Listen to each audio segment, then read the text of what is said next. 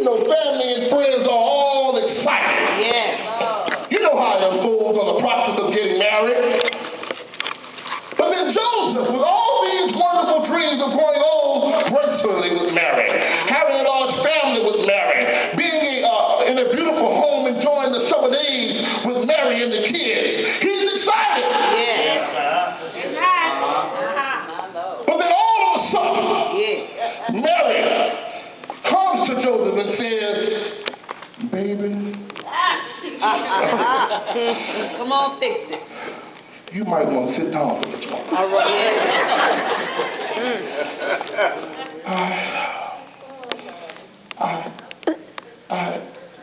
Come on, tell it. I got something to tell you. I don't want to say this. But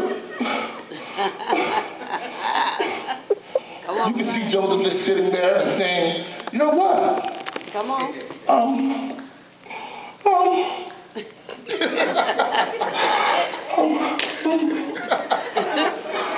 pregnant. You know what?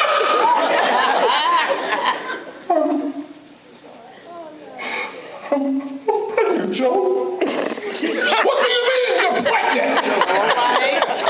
I can't explain it to you. I haven't been with a man. As a matter of fact, God told me this came by the Holy Ghost. You can imagine, Joe. Let me Shawnanize this thing for you. Shawnanize. Come on, Shawnanize. I can imagine Joe saying, baby, don't get all religious on me right now. What you tripping on? You must be out your mind. Don't play with me, Mary. And all of a sudden, all of the dreams, all of a sudden, all of the anticipations of being married have been broken into a million pieces. I hear you. His dreams of a happy home, his dreams of a loving spouse, his dreams of becoming a proud father have now been broken. Often one of the biggest mistakes we make as we engage in biblical hermeneutics and interpretation, that we come to the text with our presuppositions and also without realistic understanding of social implications. You can't convince me that Joseph didn't get upset. Any brother in his right mind is going to get bothered with the one who is engaged to share the news, I'm pregnant. When you look at the shattering discovery, there are several phases, if you would. It was a time of excitement when they were engaged. Would you agree? They were excited. They were loving each other like never before. A time of excitement, but second of all, it was a time of expectations. They had high dreams of living life together. But then the excitement and the expectation turned now into a time of embarrassment. Joseph is utterly embarrassed.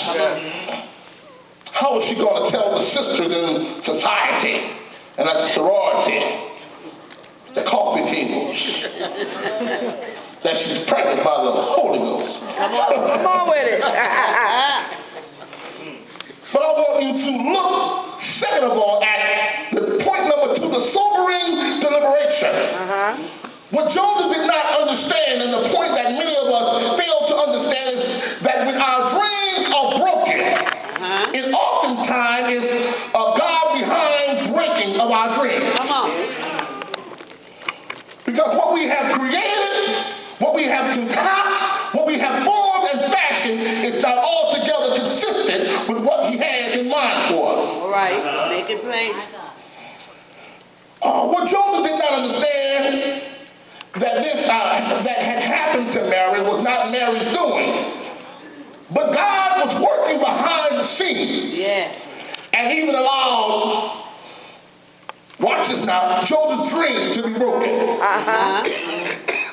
I know many of us have a hard time reconciling this with our theology. Yeah. Because we dare not think of God as being one who would break our dreams. We dare not think of God as being one who would break and damage our plans. We dare not think of God being the one, the culprit of wood behind our dreams being shattered and dashed into a million pieces. But I come to declare that he will break